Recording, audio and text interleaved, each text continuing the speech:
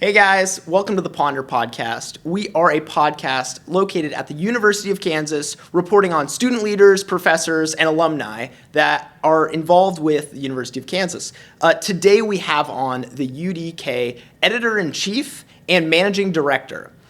They are our local student newspaper on campus, so we're very excited to have them on today.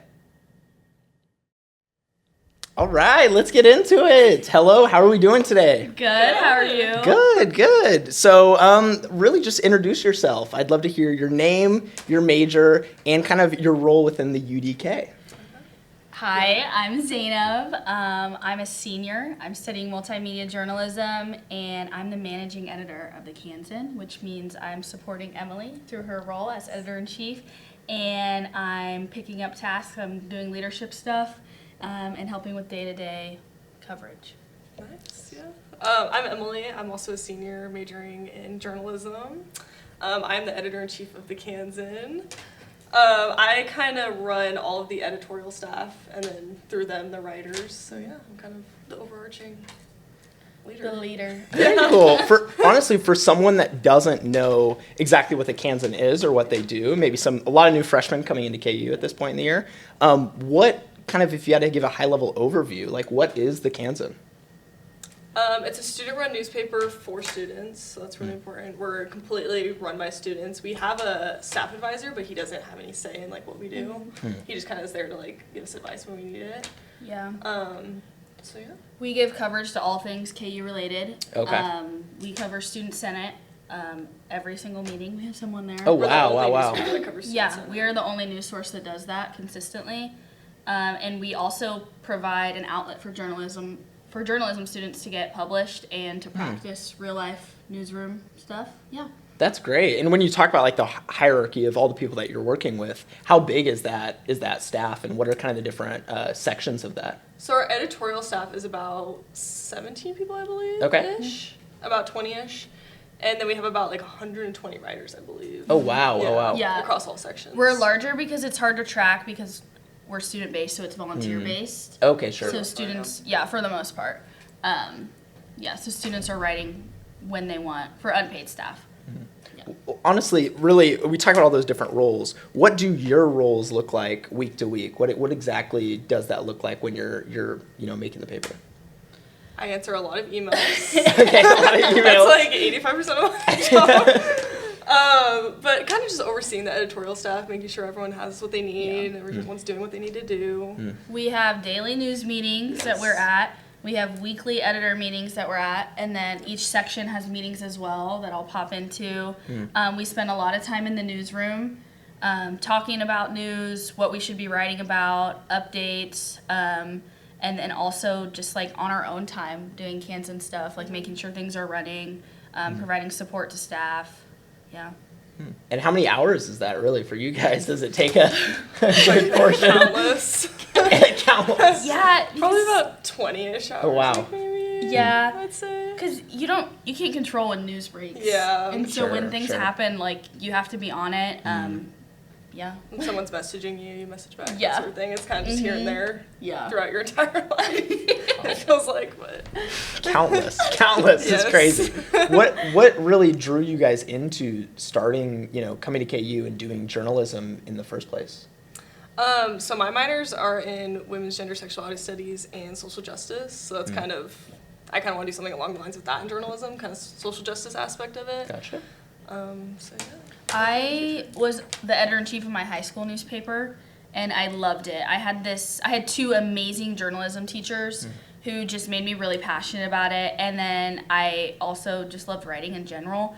And I really loved the long-form feature style of journalism, and so I knew that that's what I wanted to do, and the Kansan was the perfect opportunity to get published and have a trial for a real-life newsroom, so that's why I was driven to do it.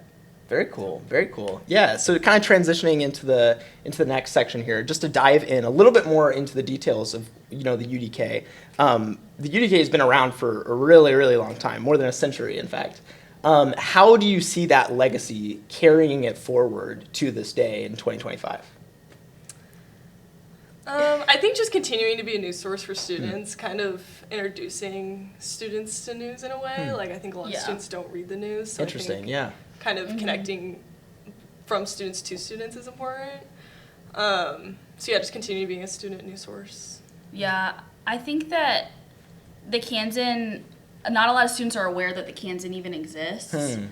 So kind of making sure that they know that we're there, and especially when news breaks, like important things happen, students can turn to us and know that we're reliable. And just staying consistent. Like, we don't need to be doing anything crazy, but since we've been here for over a century, staying consistent with those values, and then making sure that when we leave, we've set up an environment so people can continue to stay consistent with the Kansan. And you talk about those values that come with the Kansan and have been around for a really long time. What do you feel like makes you guys different from other news sources that students could possibly, consume, especially with all the different sources out there now online, on social media? So kind of what area are you targeting? I think coming from a student perspective is really important. Yeah. Like, we're in class, we're hearing what our fellow students are talking about, so we get that kind of insider look into what's going on. Yeah. So I think that's what sets us apart for sure. I think, like we said earlier, we're the only news source that consistently covers Student Senate. Students wouldn't know where their money was going if it weren't for us, because we're consistently at every single meeting. So I think for things like that, and then things that are KU related specifically, we just have that, we're right here on campus. So we have that immediate access to those sources, and then you're also supporting students when you support us. So I think also knowing, like, how students want to get the news, like, knowing from a student's perspective, like, how they're going to receive that. Since our primary audience is students and we are students, we have that relatability to create the best content for them. And also, like, giving, journalism students an opportunity to practice journalism. Yeah. There's not many majors that provide those real world opportunities, and it's actually out there. So journalism is definitely special in that way, that you guys are actually doing the real life job. And so I'm sure leaving the university, it kind of opens a lot of career doors. What have you seen those for you two, but also other people that have been involved in the UDK? What kind of has it opened a lot of doors for you as you graduate and go out there into the industry? We hope so. Yeah. The state of journalism's kind of up in there right now, but Yeah, I mean, I think as a journalist, it's always a great thing to have published clips, no matter what. So it gives that opportunity to have stories published, but also at the same time, the alumni of the J School are incredibly supportive. So we have an amazing network that we're able to branch off. I mean, we have a mentorship group for the Kansan where each of us gets a mentor. And you should actually talk about this, but Emily's mentor, Barb, she's amazing. She's a Kansan alumna, and and so it's kind of opened those doors to talk to journalists who have lived through it and written for large publications, and so we get that network as well. Yeah, Barb worked for the Wall Street Journal. Oh wow! And then she was a war correspondent. There's definitely an esteemed group of alumni. And the William Allen White School is like one of the most accredited journalism schools in the country. It's amazing. Not to flex, but it definitely is, like, it's good to have on your resume to be part of the KUJ school. So. That's incredible. That sounds like a really nice opportunity to pair you with an alumni mentor.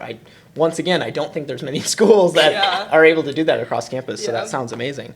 But going into, and we've mentioned it a few times, but like, obviously, even though the UDK has been around for a century, it has gone through a lot of change, especially within the past 20 years. I mean, in, I believe it was 2020, finally shifting from kind of just newspapers, kind of almost fully digital. I know you guys probably weren't around for that, but you kind of became kind of the people taking and moving that forward after that. How was that transition as you kind of stepped into these roles?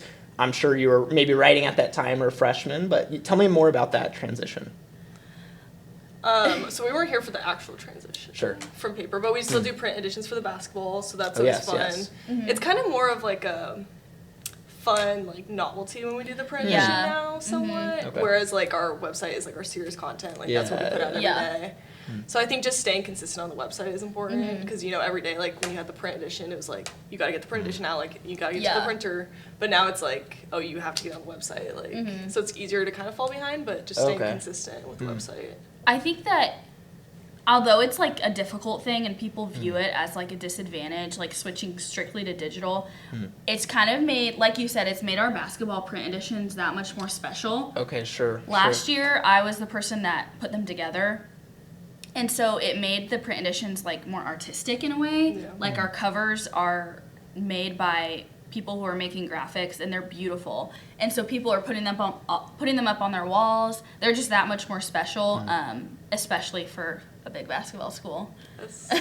But also it poses like issues with advertising money, because when you sell ads on print, it's so much more lucrative than selling ads for a website. Oh, So, really? Oh, okay. Yeah, it poses that issue. But obviously we're still here and we're still Yeah. doing good. And I think it's definitely easier to get the news out. So that's Yeah. like it's super accessible. Just post something on a website quick. Yeah. So just staying on top of things and getting it on the website as fast as possible. We are going to be implementing a little print this year, though. Yes, we can talk about that. Yeah, we're revamping our newsletter, which is like Okay. 3 times a week you'll get an email with all like our biggest stories that we want you to read. So we're revamping that, and we just got our digital down, but we want to make this newsletter print. So every Okay. Monday, Wednesday, and Friday, it would be like a little print that you could pick up and have QR codes on that you could get. Okay, some of our gotcha, top stories gotcha. from the Yeah. days before. And what's some of the strategy behind that, or what was kind of the thought process of?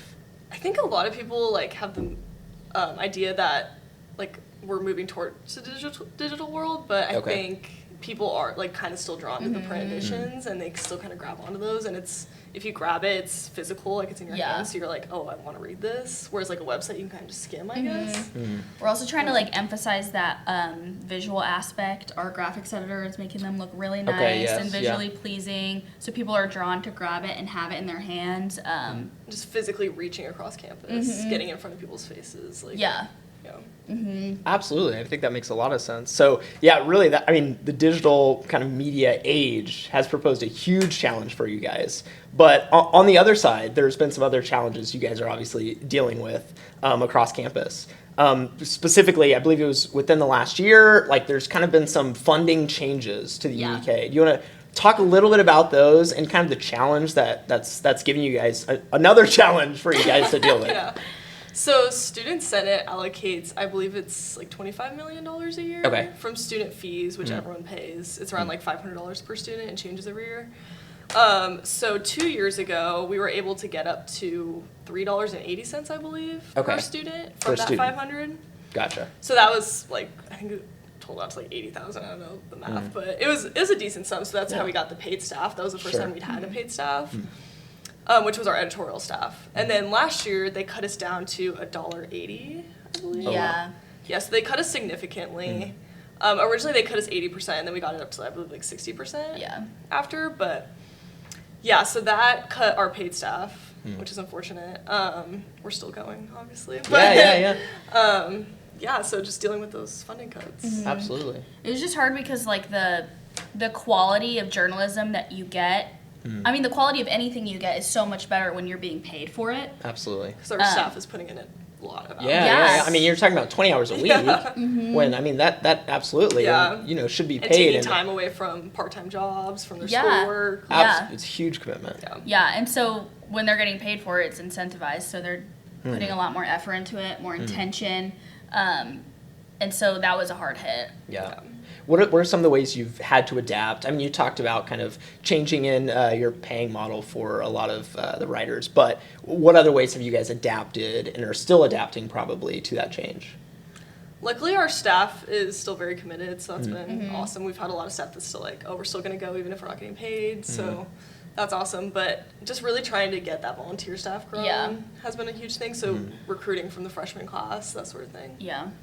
Yeah, I would say the same. And going into those people a little bit more, how do you keep them motivated? I mean, it sounds like some of it is from themselves and just really the passion of it, but what are those ways you want to keep them motivated, or how do you stay motivated, especially with all the challenges you guys are having to deal with?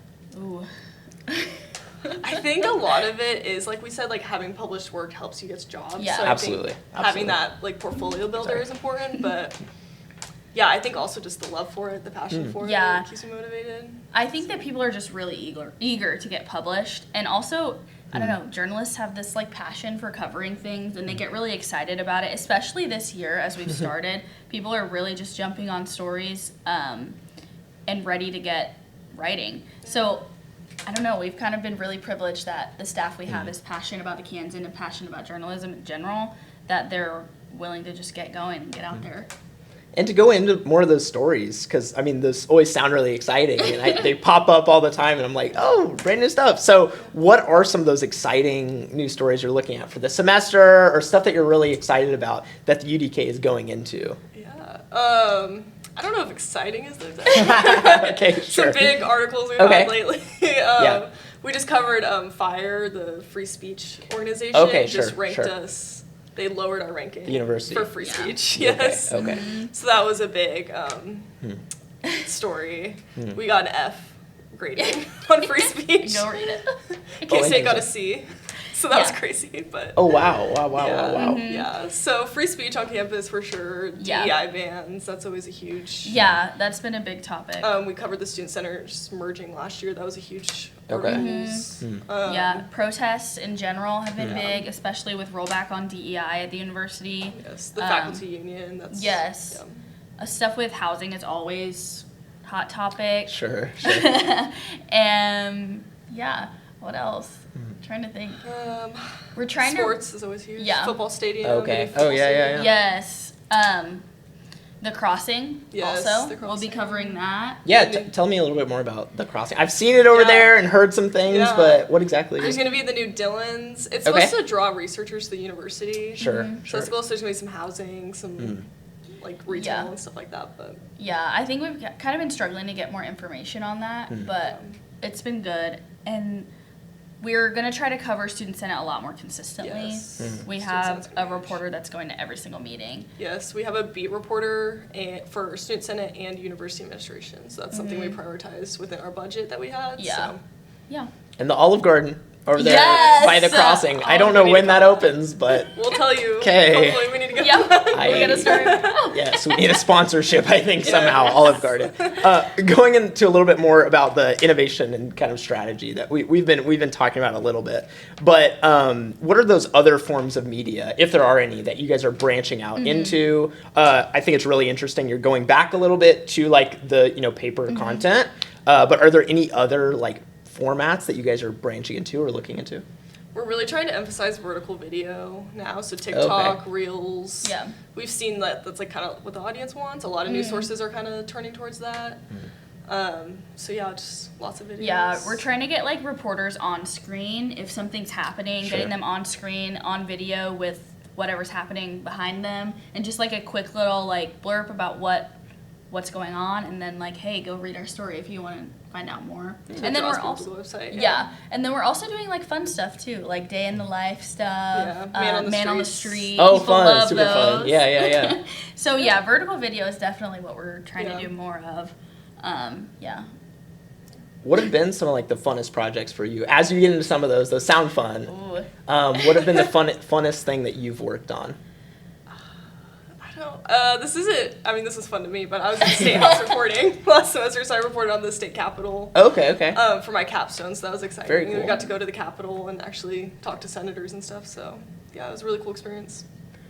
I wrote a story for my magazine writing class last year that also got published on the Kansan, and it was about like queer signaling in Lawrence, and it was about like queer students and what they do to make it known they're queer to other queer students or queer people in general. And I really I interviewed a lot of people, and I just loved the passion I got from them. It was really exciting to write about. And it was just fun also because I got to talk about like fun things like fashion, clothing, and then like the history of queer people in general. I really loved that story, and I think it's the piece that I'm most proud of today. That's the best thing about journalism, I think, is being able to talk to a bunch of people and Yeah. covering whatever you want. Like, Yeah. whatever interests, whatever you're interested in, what do you want to learn Yeah. about more about. So Yeah, like you get to play the role of the storyteller, and you get to tell stories that are important and Yeah. make sure other people read them. So it's Yeah. really exciting. what's that like dream interview for you? Like maybe someone you've tried to get before, or like you would really want to have on? Oh my gosh, this is hard. Like in reachable world? or In the world. You could sit down in this room with someone and interview them right now. Oh my gosh. Who would that Probably- person Wait, be? let me think right now. Yes, have a second to think. I think mine would be Gloria Steinem. Okay. She's a famous feminist. Oh, yes. She's my idol. She started Ms. Magazine. Oh, there Yes, you I go. do love her. I'm gonna need a second. I know there's Yes, so many. I yes, was like, it's hard. It's hard.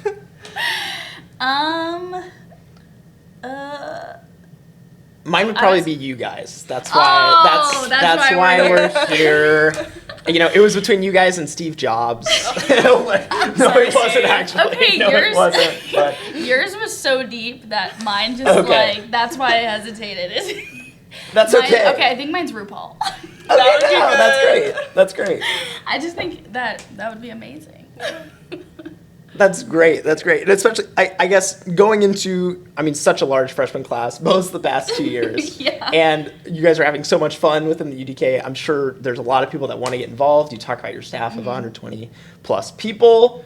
What's the best way for a student that, hears about journalism, maybe not a journalism major or maybe a journalism major, what's the best way for them to start getting involved in your experience?